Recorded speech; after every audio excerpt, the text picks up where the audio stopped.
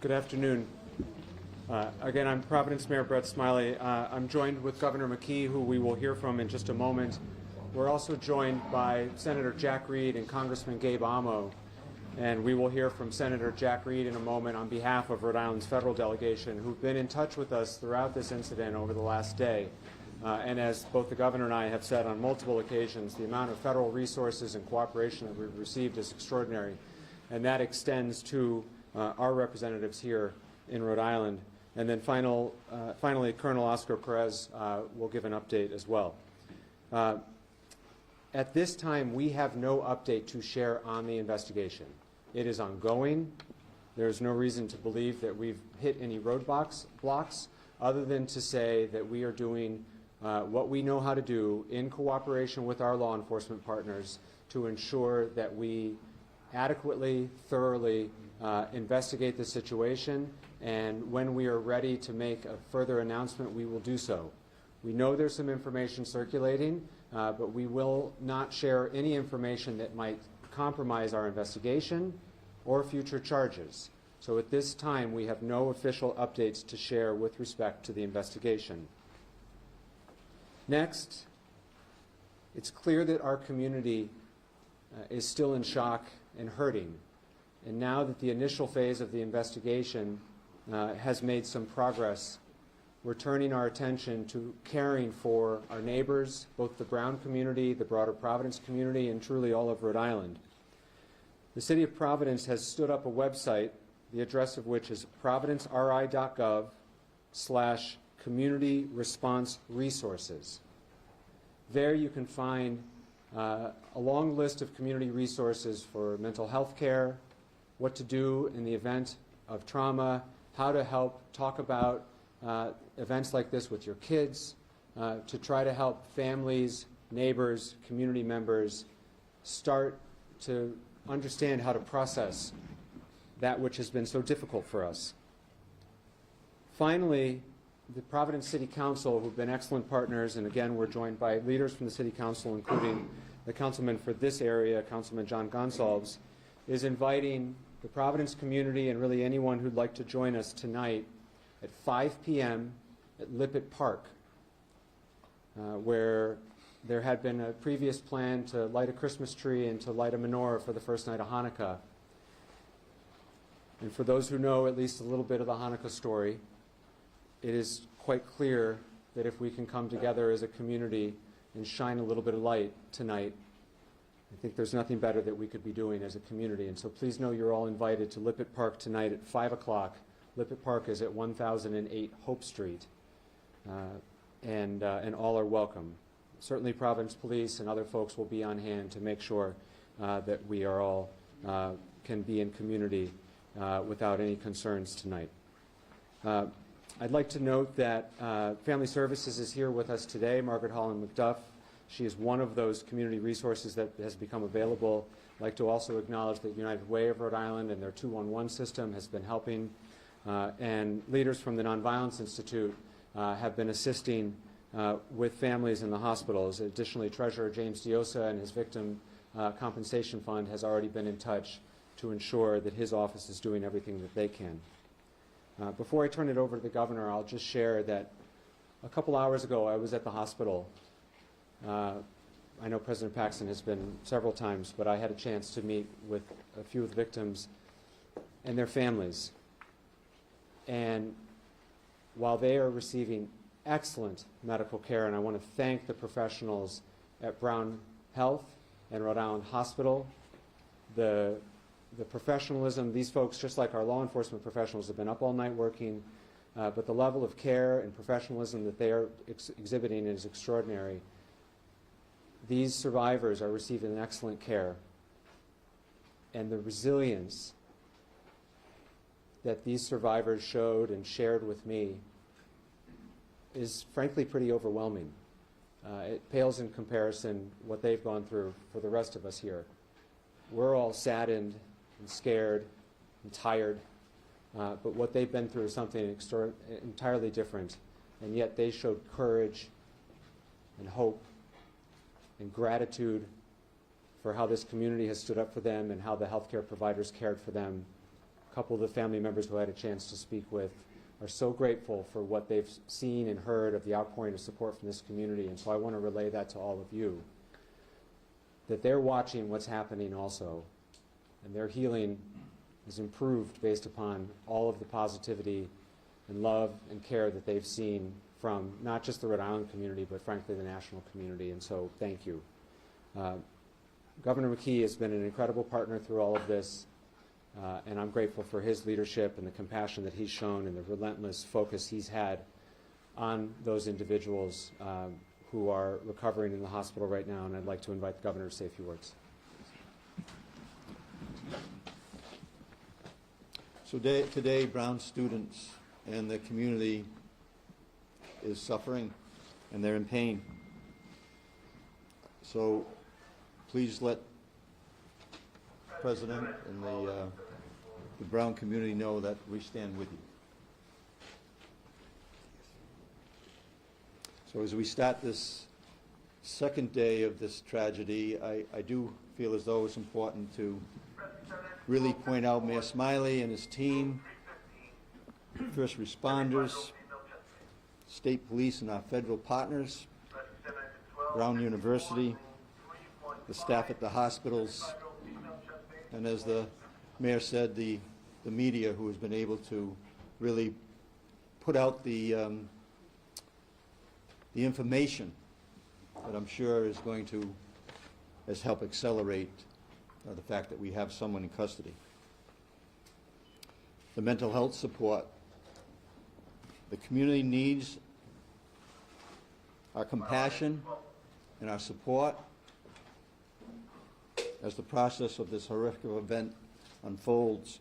As governor and as a Rhode Islander, I get to speak on behalf of the people of the state of Rhode Island. As a dad, as a grandparent, it hits home to us, all of us, me included. While a suspect has been detained, our work as a state is not over.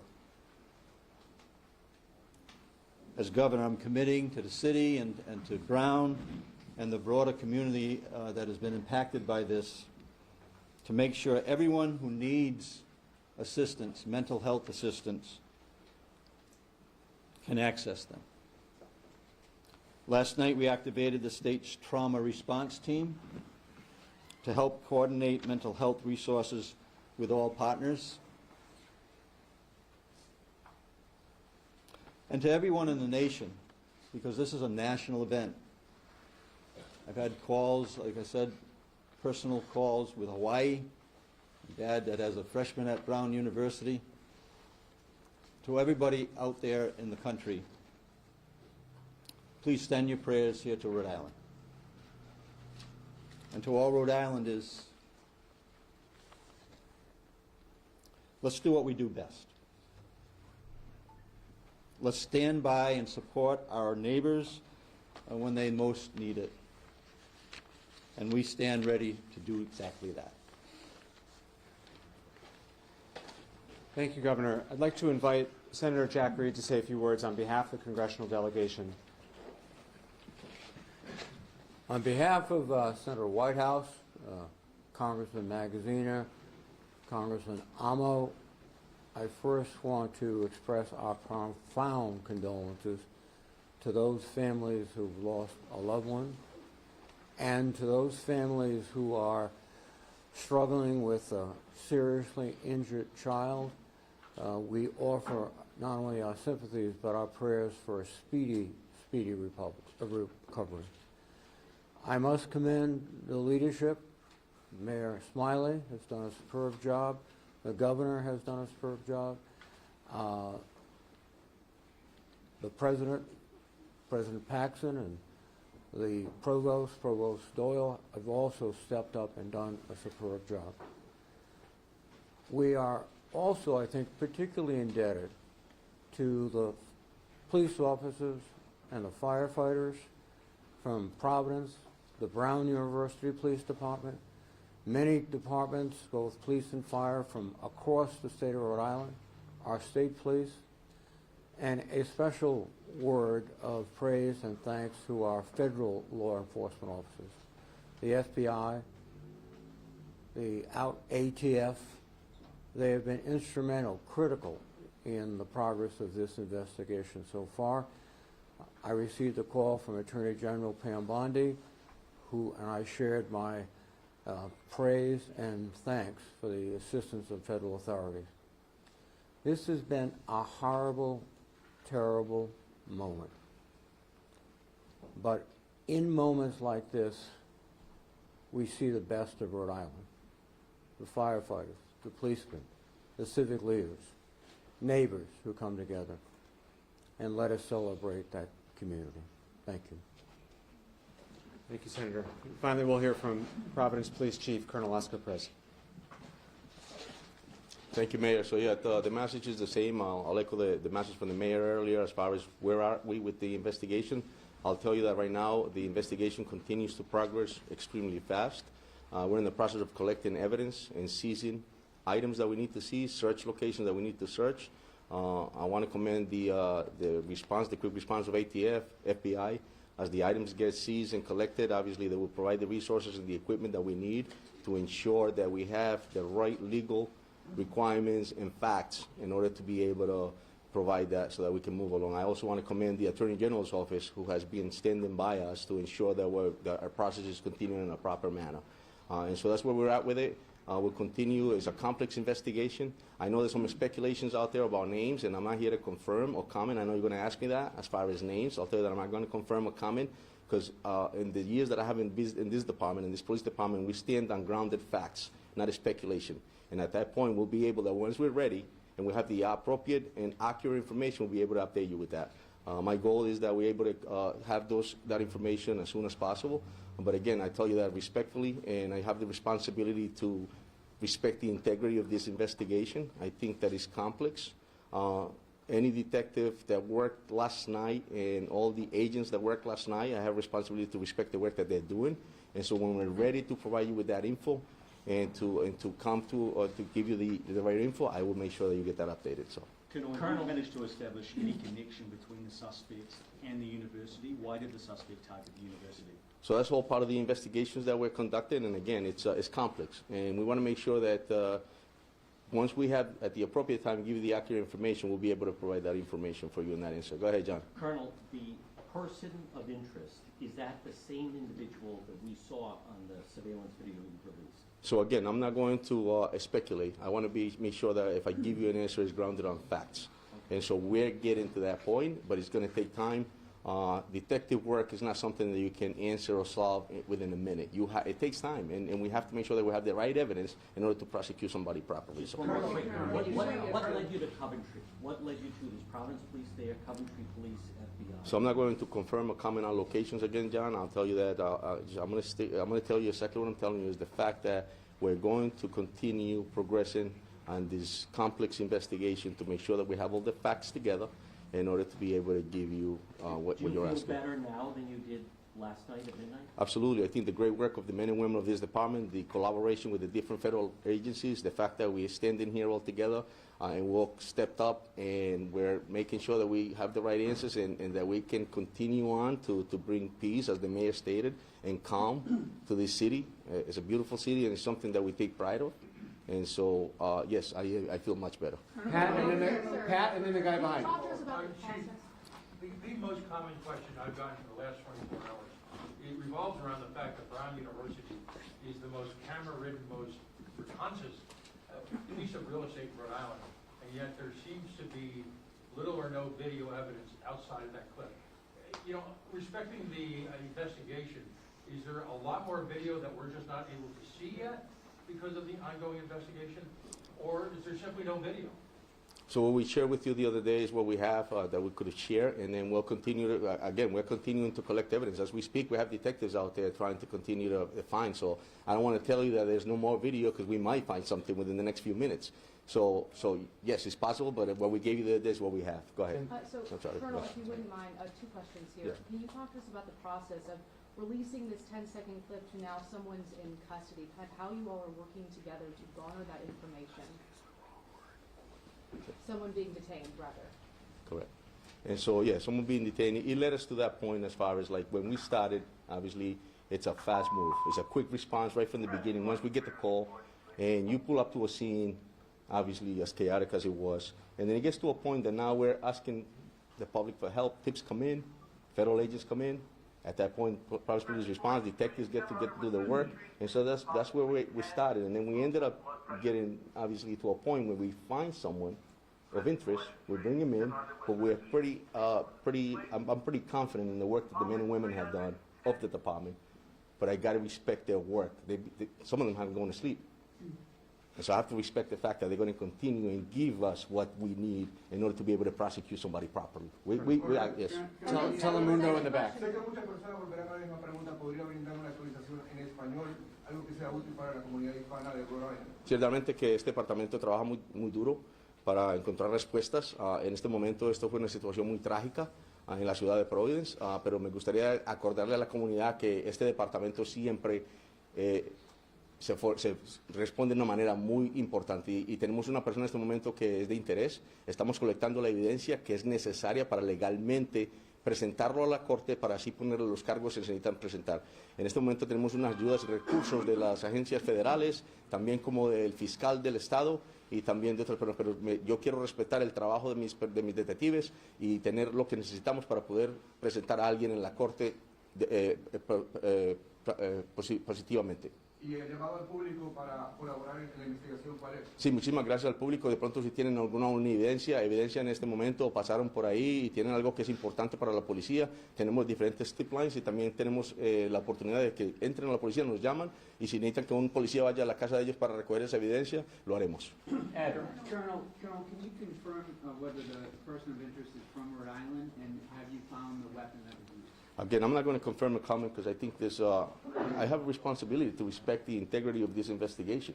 It's a process and it's complex, and I don't want to be the one to stain that process. No one's charged. At this point, no, correct. And so that's the other thing. I'm not going to speculate on something without grounded facts. If we're going to charge someone, then we're going to charge somebody, and I'm going to come here and tell you. You'll be the first ones to know. How about the weapon? Have you found the weapon? Again, we're in the process of collecting evidence. We're in the process of typing search warrants as needed, and we're in the process of doing what we need to do in order to be able to get those items. Have you started? Right here. We heard of some people who work in the building who say they had some safety concerns, specifically with the lack of cameras in this building where the shooting took place. Do you know if there were cameras in the building? What was the security like in that building? Again, I'm not going to comment as far as what was at this facility or what you're being told by or what information you're getting from somebody, but I can comment on the fact that we're working with what we have, and obviously we have somebody that's at the police station, a person of interest, and we're going to continue to build that case in order to be able to charge that person. The FBI director is saying that they found this person of interest in a Coventry hotel because of a tip from the Providence police. Can you confirm that? The FBI director is saying that. Because of a tip of the Providence police. Again, I'm not going to. The FBI director is saying that they found the person of interest in a Coventry hotel because of a tip from the Providence. So me personally, I'm not going to comment on what was told by another agency. What I'm telling you is the fact that we're going to continue this investigation. We're going to respect the integrity of it, and we're going to work closely with the Attorney General's office in order to be able to prosecute this person in the proper manner. Colonel, what do you say to parents around the country and around the world? There are many international students at Brown who are sitting there today wondering how a gunman was able to get so close to students. Did they have a swipe card? Were they let in somehow? What do you tell parents? I tell the parents that this is a great city. Brown has been an icon in the city. I think that this is an unfortunate incident. But I'll tell you that, tell the parents that if the kids are going to come to the city, to be sure that we're going to do what we need to make sure that they're safe. And if horrific incidents like this happen, we're going to do what we need to do to make sure that we hold those people accountable. Do you have the victims? Can you give us any information about, the two people who died, if they were students, or is there any of their names at all? As far as we understand, due to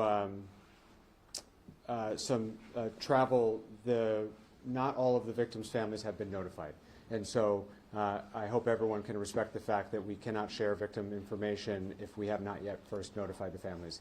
It is around the holidays, and there are some people in transit, and so we need to allow for contact to be made before additional information is shared. I'm sorry that we're not able to share more. And I will just say, I know, and I said this at the outset, I know it is frustrating that we cannot share additional information on the investigation to date. However, as has been said now for almost 24 hours, bringing the individual responsible for this horrific act in our city to justice remains our top priority, along with the healing of their survivors. Bringing that person to justice means having a thorough, complete, and tight investigation, which then can be prosecuted successfully. That's how we bring justice to the individuals involved here. And so while it may be frustrating for certain members of our community to feel like we're not being fully forthcoming with some of the details, the reason that we are not sharing details that are unconfirmed is that it could compromise our prosecution. And hopefully everyone can appreciate that the top priority is in fact bringing a semblance of justice and closure. And the way in which we do that is with the strongest case possible that we can present, that the Attorney General will prosecute. And so we will not share any details that we feel could compromise that future prosecution for the sake of justice for the families.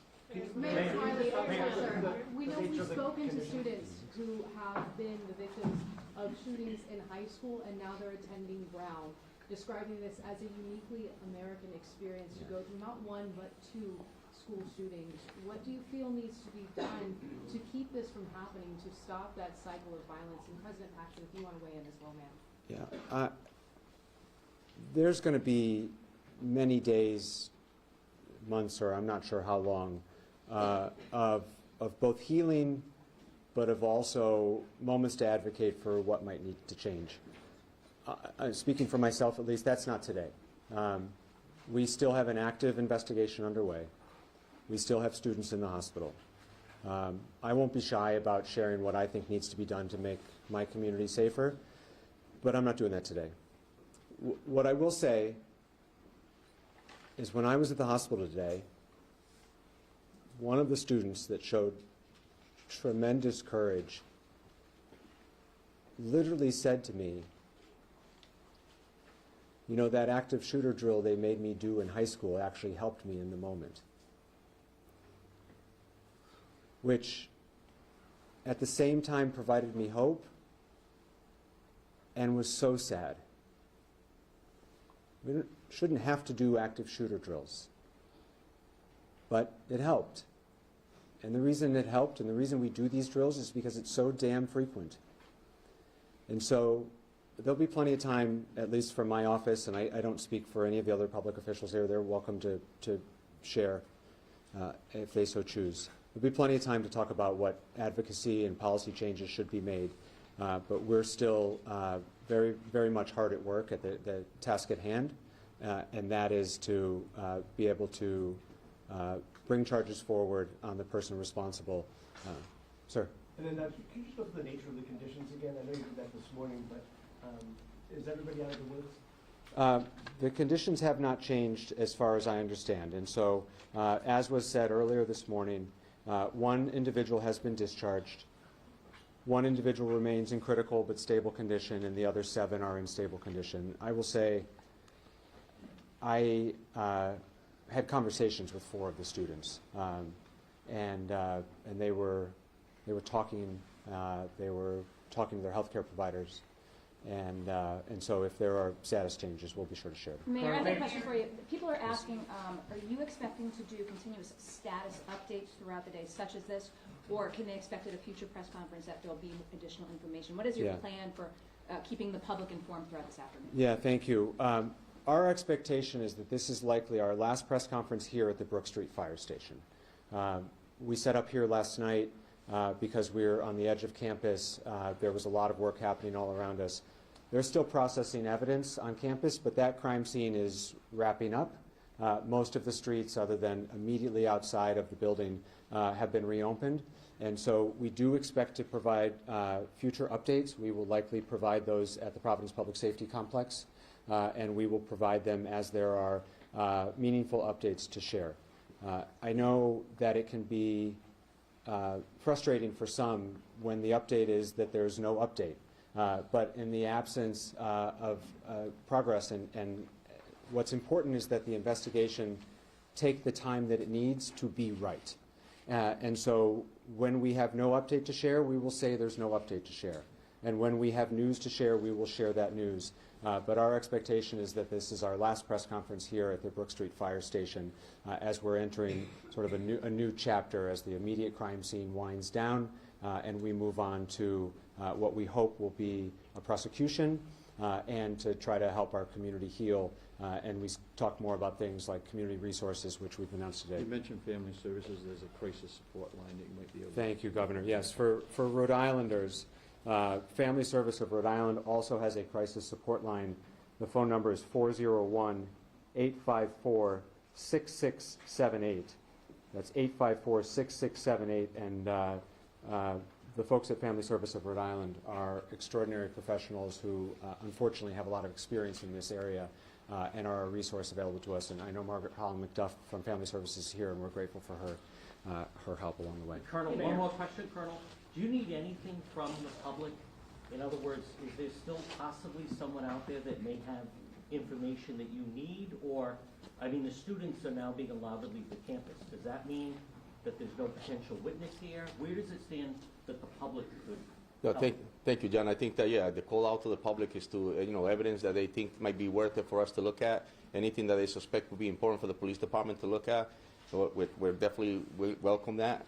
And so the message is please reach out. I think that that's one of the strongest things the Providence Police Department has is the partnership that we have with our different community members, as well as different colleges throughout the city. And so if they think that there's something that's important to us, please send it our way, because we'll definitely use it. It might be something that's important that you may think is not, but for us it is. So. Colonel, can we Sir, go ahead. describe him as a man in his 30s still? Can we still describe him as a man in his 30s, person of interest? A man in his So 30s? the person detained is actually a person in his 20s. Can you clarify, is this officially a suspect? Is this someone in custody? What should we call this person? Have they been arrested? You should call this person that we detain someone of interest at this point. Detain someone of What's the interest? difference? From what I understand, Brown has sirens on their campus, emergency sirens to alert people in cases like this. Did those sirens go off, and if not, why? So yesterday, when I don't think they went off, and I believe the fact is it was fast. We had a quick response here to the police department, but there was a message. I'm not sure if that call went out. So. Chief, I don't know if you can hear that.